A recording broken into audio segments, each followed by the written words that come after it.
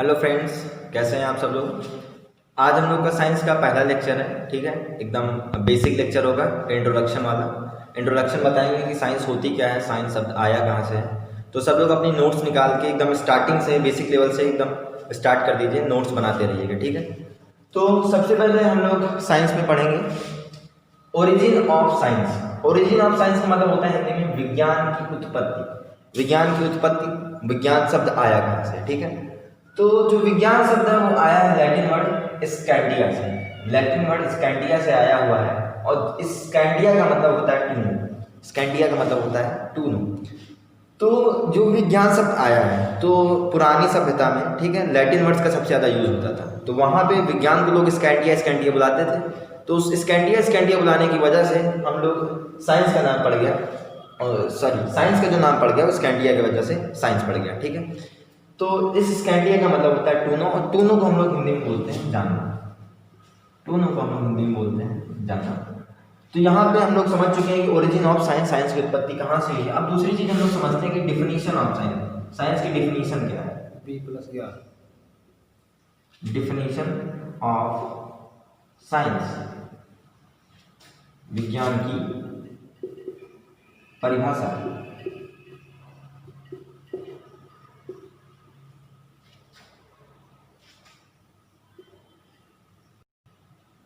विज्ञान की परिभाषा, तो डिफिनीशन ऑफ साइंस। तो पहले मैं आपको इसके शब्द में इसकी परिभाषा छुपी हुई जरा आप ढूंढने का प्रयास करिए। जैसे यहाँ पे लिखा है हिंदी में शब्द, इसको विज्ञान बोलते हैं हम लोग साइंस को। इस विज्ञान को अगर हम लोग यहाँ पे लिखें तो ये विज्ञान अगर हम लोग तोड़ के लिखेंगे तो वी प्लस ज्ञान हो जाएगा। अब ध्यान से देखिए, इस वी को कुछ विशेष टाइप का नहीं लग रहा आपको। इस वी का मतलब यहाँ पे कुछ विशेष टाइप का होता ही है। वी माने यहाँ पे होता है विशेष, और ज्ञान का मतलब होता है, आपको पता है ज्ञान का मतलब ज्ञान ही होता है, नॉलेज, ज्ञान। तो आप देखिए इसके वर्ड में कितना अच्छा ये वर्ड है कि विज्ञान। विज्ञान का मतलब होता है विशेष ज्ञान। विशेष ज्ञान का मतलब इंग्लिश में हम लोग कह सकते हैं कि it is a special type of knowledge. Special type of knowledge.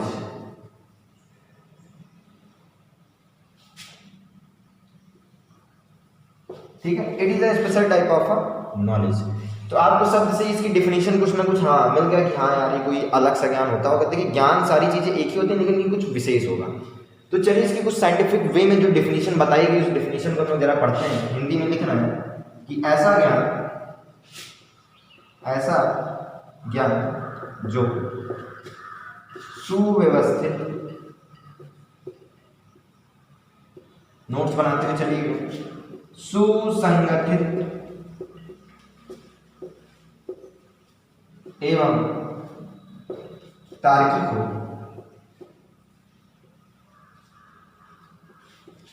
उसे हम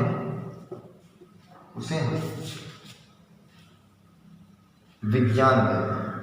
उसे हम विज्ञान कहते हैं। ठीक है, एक साइंटिफिक वे में लिखी गई डेफिनेशन एक बार फिर से पढ़ते हैं। लिखा है कि ऐसा ज्ञान जो सुव्यवस्थित हो, सुसंगठित हो एवं तार्किक हो, उसे हम विज्ञान कहते हैं। ठीक है, तो यहाँ पे इन वर्ड्स का थोड़ा सा मतलब समझ लेते हैं। यहाँ पे सुव्यवस्थित शब्द का मतलब होता है कि सिस्टमैटिक ऑर्डर में,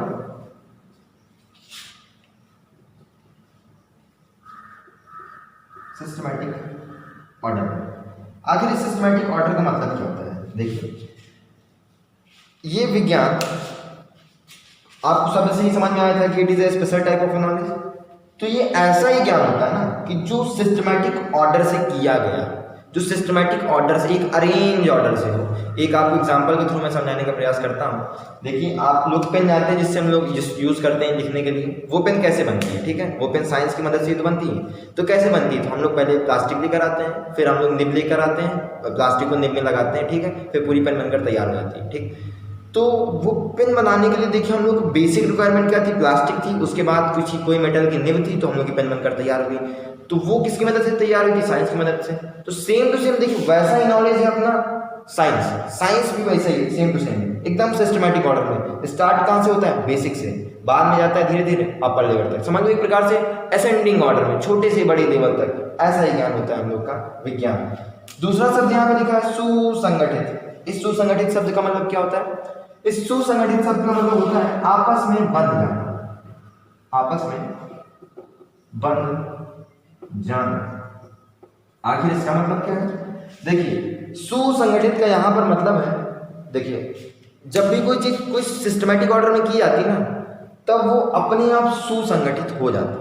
जैसे हम लोगों ने पेन बनाई थी, सारी रिक्वायरमेंट पूरी करके जो हम लोगों ने पेन बनाई थी, तो बाद में हम लोग किसी से ये नहीं कहते भैया भैया प्लास्टिक ले आओ, प्लास्टिक लाने के नहीं कहते, हम लोग कहते भैया पेन ले आओ। देखिए बनाए तुम लोग उसको प्लास्टिक से और निब से, किसी मेटल की निब लगा कर बनाए, लेकिन बाद में उसको बोलते हैं पेन। तो सेम टू सेम ये भी ऐसा नॉलेज है जो एक सिस्टमेटिक ऑर्डर से किया गया हो और बाद में वो अपने आप ही बन जाता है, ठीक है। और यहाँ पे तीसरे वर्ड का मतलब है तार्किक। तार्किक का मतलब है लीक से हट के नहीं, लीक मतलब जानते हैं रास्ता। तो मतलब ये भी ऐसा नॉलेज है जो मतलब अपने रास्ते से मतलब एक प्रकार से हटता नहीं। ये इस ऑर्डर को जब तक कोई नॉलेज पूरा नहीं करता ना, तब तक हम लोग उसको साइंस नहीं कहते, ठीक है। अगर इस ऑर्डर को पूरा नहीं करेगा, अगर सिस्टमेटिक ऑर्डर से ना हो, सुसंगठित ना हो, ठीक है। और तार्किक का मतलब ये होता है कि इस ऑर्डर को कम से कम पूरा करता हो, लीक से अपने हटे ना, फिक्स हो। तो यहाँ पर आप मतलब समझ चुके होंगे ओरिजिन ऑफ साइंस और डेफिनेशन। तो हम लोगों ने अभी तक पुराना पढ़ चुके हैं कि डेफिनेशन और उसकी ओरिजिन कहाँ से हुई। अब हम लोग को पढ़ना है कि ब्रांचेस ऑफ साइंस के बारे में, साइंस की शाखाओं के बारे में।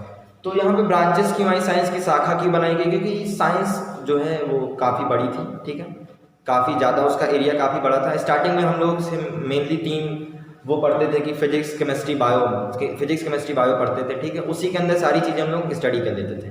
लेकिन अब मॉडर्न समय में जानते हो ये एरिया इतना ज़्यादा बड़ा हो गया है, इतना ज़्यादा वास्ट हो गया है कि हम लोगों को इसकी ब्रांचेस बनानी पड़ी, ठीक है। तो मेनली जो 3 ब्रांचेस हम लोग पढ़ते हैं उसकी स्टडी हम लोग अभी यहाँ पे करेंगे, और बाद में जो एक्स्ट्रा होंगी उसको भी हम आपको बता देंगे। तो जो मेनली 3 ब्रांचेस अभी हम लोग पढ़ते हैं, वो पहली ब्रांच है फिजिक्स, उसको हम लोग हिंदी में भौतिक विज्ञान बोलते हैं।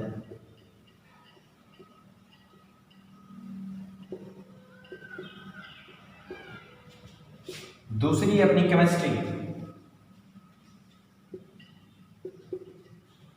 जिसको हम लोग रसायन विज्ञान बोलते हैं।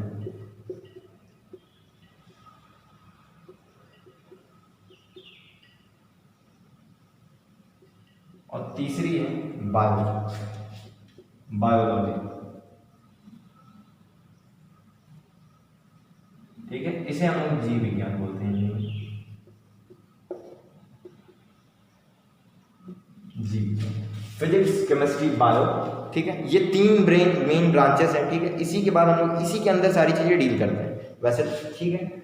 तो फिजिक्स का मतलब यहाँ पे होता क्या है, तो हम आपको पॉइंट टू पॉइंट सारी चीज बताएं। फिजिक्स का मतलब it is a knowledge, it is a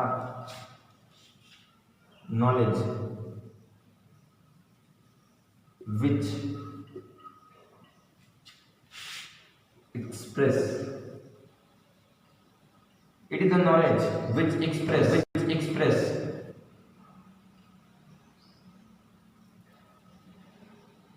activity of daily life,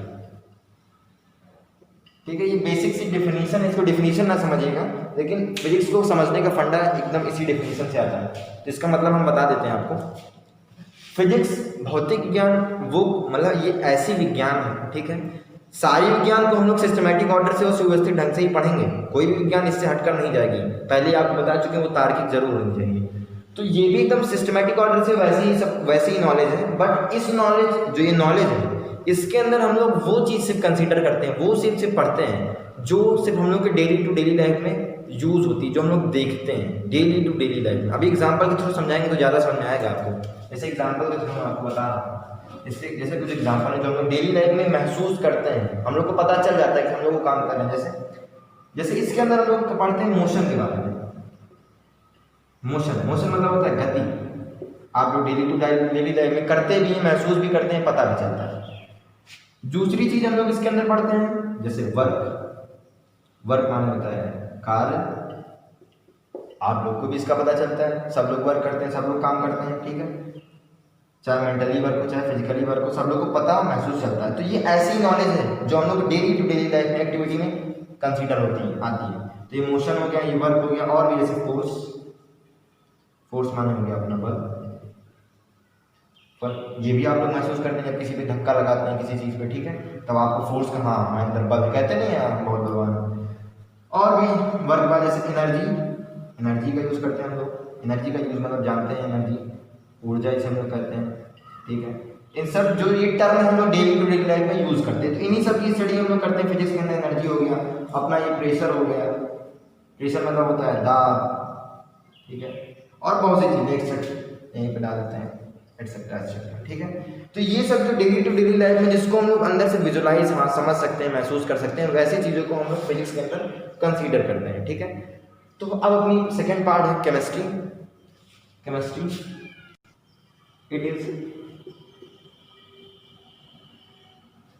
it is a knowledge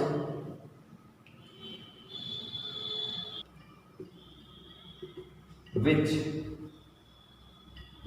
explain in chemical language,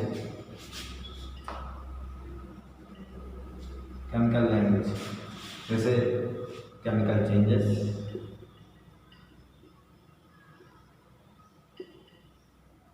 and ETC, ठीक है। एग्जाम्पल के थ्रू ये भी आपको समझना है। तो यहाँ पे इंग्लिश में डेफिनेशन, ये डेफिनेशन नहीं है, सिर्फ समझने के लिए फंडा है हम लोग केमिस्ट्री, इसमें हम लोग स्टडी क्या करते हैं, पढ़ते कैसे हैं। तो यहाँ पे लिखा है it is the knowledge which explain in a chemical language, ठीक है, जो कुछ हम लोग थोड़ी सी केमिकल भाषा में जो समझाती है, लाइक जैसे केमिकल चेंजेस के बारे में। तो इसके अंदर हम लोग ऐसी चीज़ों की स्टडी करते हैं, जैसे आप लोग दूध देखते हैं, ठीक है, दूध में हम लोग दही डाल देते हैं, तो दही, दूध में जब दही डालने की बात हो जाती है दूध दही बन जाता है, ठीक है। तो दूध से हम लोग का दही बन गया, पहले दूध था बाद में दही बन गया, लेकिन दूध से दही के बीच के बनने की जो प्रोसेस हुई है वो हम लोग को दिखाई नहीं पड़ती। हम लोग को सिर्फ यही दिखाई पड़ता है कि भैया दूध था बाद में दही बन गया, उसके अंदर की प्रोसेस नहीं दिखाई पड़ती। तो सेम टू सेम नॉलेज ऐसी केमिस्ट्री भी है। केमिस्ट्री भी ऐसी ही नॉलेज जो सिस्टमैटिक ऑर्डर से की गई हो, जो सुसंगठित होती है, लेकिन वो हम लोग सिर्फ हाँ देख सकते हैं, उसका रिजल्ट मिल सकता है। रिजल्ट मतलब जैसे दूध से हम लोग को मिलने के बाद रिजल्ट मिल गया, दही बन गई, ठीक है, लेकिन उसके अंदर क्या प्रोसेस हुई वो हम लोग सीधा आंख से नहीं देख पाते हैं। ऐसी मतलब ऐसी नॉलेज जो होती है वो हम लोग केमिस्ट्री के अंदर डील करते हैं, ठीक है। तो एग्जाम्पल के थ्रू, जैसे एग्जाम्पल के थ्रू मैंने आपको बता चुके हैं, जैसे कुछ केमिकल चेंजेस के बारे में,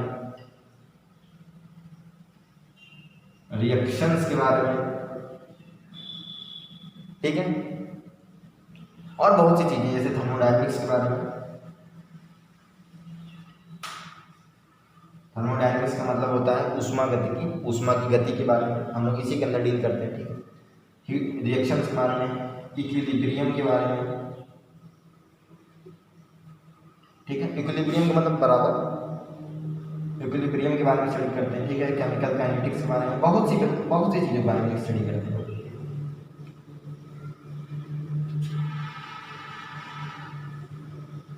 ठीक है।